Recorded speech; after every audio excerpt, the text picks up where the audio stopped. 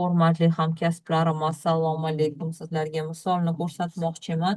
Mana shu yangi asbobni va bu bizlarga kelajakda mana shu obyektlarni holatini oldindan bashorat qilishga yordam beradi. Bu ko'priklar bilan bog'liq. Misol bu AQShda joylashgan ko'priklar.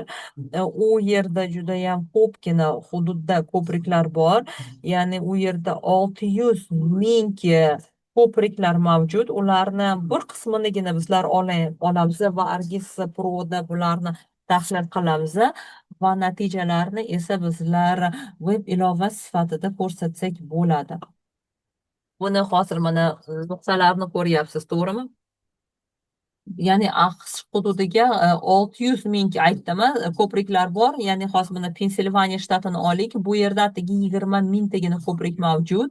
Ko'priklar juda ham ko'p ko'ryapsiz va bulardan foydalanish bu ancha qimmat bir ishlar bo'lyapti va bu dataset bizlarda muntazam ravishda yangilanib boryapti va bu yerda ko'pgina atributlar mavjud. Jumladan bu mana shu qismlari, ya'ni mana shu ko'priklarni qismlarini yaxshi holatda bo'lgan bu yashil rangda bo'yalgan, holati o'rtacha bo'lgani sariq rangda bo'lgan va qizil rangda belgilangani ahvoli achinarli bo'lgan ko'priklar belgilab berilgan.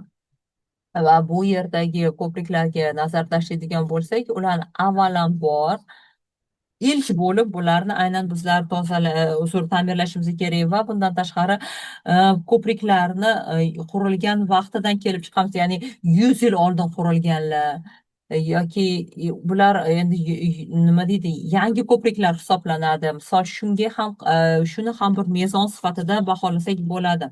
Va endi hozir mana shu hududlarni, misol joylashgan ko'priklar mana shu hududlarda 100 yildan ortiq faoliyat ko'rsatayotgan bo'lsa, buni holati qoniqarlidan yomon holati toifaga kirib qolishi mumkin. Ya'ni qarang, bizlarda muayyan bir statistik ma'lumotlar mavjud va har qaysi obyektlar, misol o'tkir zichxo'rlar bo'ladimi, ko'priklar bo'ladimi, asbob uskunalar bo'ladimi, hammasi bo'ladi. Mana muayyan vaqtda bular ishdan chiqadi, ya'ni qandaydir bir hodisa ro'y beradi va bular ishdan chiqadi va statistik ma'lumotlarni bizlar to'plaganda bizlar statistik usullar yordamida buni baholasak bo'ladi.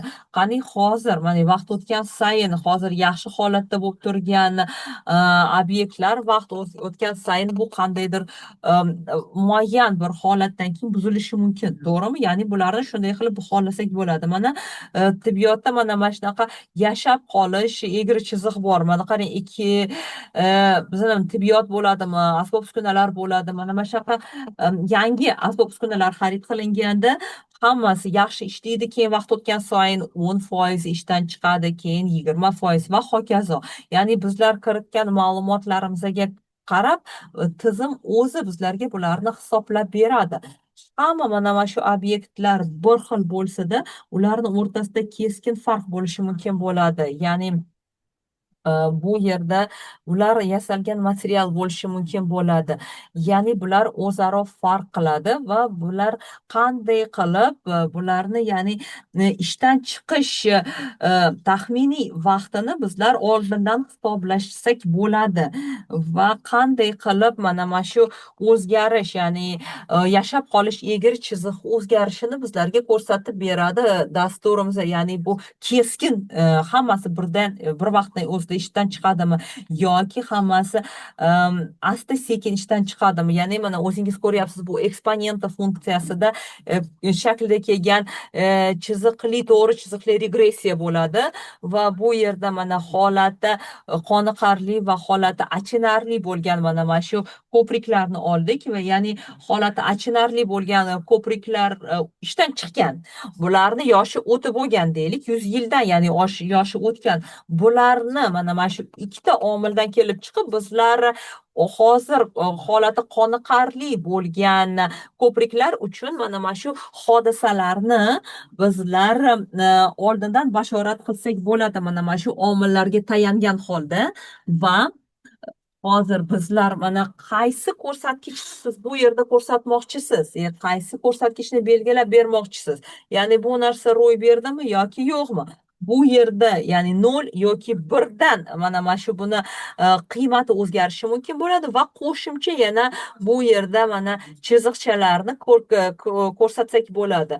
Ya'ni mana shu ko'priklarni o'rtasidagi farq, ya'ni kuniga o'rtacha o'tadigan transport vositalarining soni bu yerda yoki yer osti yoki suv osti ko'prikmi? Buni hammasi ko'rsatib berilgan, bir yer usti yoki suv usti ko'prikmi? Buni hammasini ko'rsatsak bo'ladi. Endi hozir mana shu asboblar yordamida bizlar natijani ko'rsak bo'ladi va mana bu yerda xuddi shu ko'priklarni bizlar belgilab beryapti. Ya'ni rangi qancha buni to'q bo'lsa, bizlarni taxminlarimizga ko'ra shuncha tez bu ko'priklarda qandaydir holatida salbiy o'zgarishlar, ya'ni kuzatilib, ular ta'mir talab bo'lib qoladi. Ya'ni har bitta ko'prikka mana o'zingiz tugmani bosganingizda mazkur mana shu turdagi ko'priklar uchun yashab qolish egri chizig'i aks ettiriladi. Ya'ni 50% bo'lsa, 20 yil bo'lsa, misol bu 20 yildan keyin ishga chiqadi degan, 50% bo'lsa ko'rsatkichi, 100% deganda bu 40 yildan keyin degan ma'noni anglatadi. Va muayyan bir ko'priklar turini bizlar bir misol tariqasida olsak, bundan kelib chiqqan holda har qaysi mana shu mazkur shaklga, mazkur turga mansub bo'lgan ko'priklar uchun egri chiziq, ya'ni yashab qolish egri chizig'i ko'rsatilyapti. Va bu misol betondan bo'lgan ko'prikmi, buni vazn ko'tarish qobiliyati 20 tonna va qaysi iqlimga moslashganligi ko'rsatilgan. Endi esa bizlar buni to'g'riligicha rasmiylashtirishimiz kerak bo'ladi. Bu ma'lumotlar hammasi nafaqatgina GIS 2da, balki qandaydir video, qandaydir bir shaklda shunaqa ko'rsatilishi kerakki, u hammaga qandaydir bir ko'rinarli, yaxshi ko'rinadigan shaklda bo'lishi kerak va mazkur ma'lumotlar qator parametrlardan kelib chiqqan holda foydalansak bo'ladi. Endi siz mana dasturchi bo'lmasangizda o'zingizni web ilovangizni yaratsangiz bo'ladi. Ya'ni bu yerda logotipni qo'shsa bo'ladi, tus bersak bo'ladi va bundan tashqari albatta kerak bo'lgan sarlavhalarni yozsangiz bo'ladi. Ya'ni qo'shimcha bir dasturchiga kerak bo'lgan ko'nikmalardan foydalanmasangiz ham buni bemalol siz yaratsangiz bo'ladi. 1-2 kungina talab etiladi xolos. Va bundan tashqari bu juda ham yaxshi bir foydali ma'lumot va sizlarga dasturiy ta'minotni yaratishga ketgan mablag'ni saqlab qolishga, tejab qolishga yordam beradi. Bular hammasi mana ko'priklar hozir holati achinarli bo'lgani, ko'priklarni qaysi tashkilotni tasarrufida bo'lganini ham ko'rsak bo'ladi. Ularni ta'mirlash xarajatlari qanchaga aylanishini ham ko'rsatib beradi va ko'priklarni aynan o'tkazish, transport vositalarini o'tkazish ko'rsatkichi bo'yicha bularni ham bizlar ko'rganmiz ham va buni albatta qayta qurish, ta'mir ishlarini ham xarajatlari ko'rsatib berilgan. Bu faqatgina holat achinarli bo'lgan ko'priklar ko'rsatilgan. Endi navbatdagi betimizda esa holati qoniqarli bo'lgan mana shu ko'priklar ko'rsatib berilgan. Ya'ni bu yerda hozir bularni qancha rangi to'qroq bo'lsa, shunchalik tezroq bular ishdan chiqadi va mana shu doira qanchalik kattaroq bo'lsa, shuncha ko'p mana shu ko'prikdan kunda transport vositalari o'tadi yoki qaysisi 10 dan 15 yil oralig'ida ishdan chiqadi, 15 yildan 20 yilgacha qancha ko'priklar ishdan chiqadi va hammasi mana shu bu ko'priklar kimni tasarrufida bo'lganini va kim bularni xarajatini to'lashini, xarajatlarni umumiy miqdorini hisoblab chiqsa bo'ladi. Va AQShda o'zi asosan hamma ko'priklar shtat ma'muriyatining tasarrufida bo'ladi. Va bundan tashqari Microsoftdan Power BI degan ilova bor.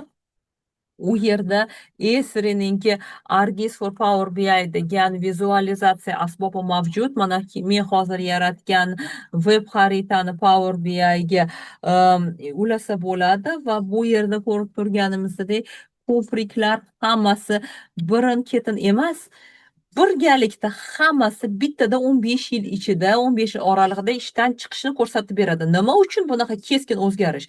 Chunki bizlarda 60 yildan avval qurilgan ko'priklar ham bor. Ularni ta'mirlash juda ham qimmat bir ishga aylanadi. Aynan shu bois 10-15 yildan keyin bizlar bilamizki, ancha-muncha ko'priklarni ta'mir xarajatlari oshib ketadi.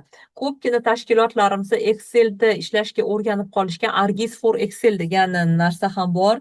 Ya'ni bularni bizlar web xaritadan ajratib olishimiz mumkin bo'ladi va bularni Excel jadvali sifatida aks ettirsak bo'ladi.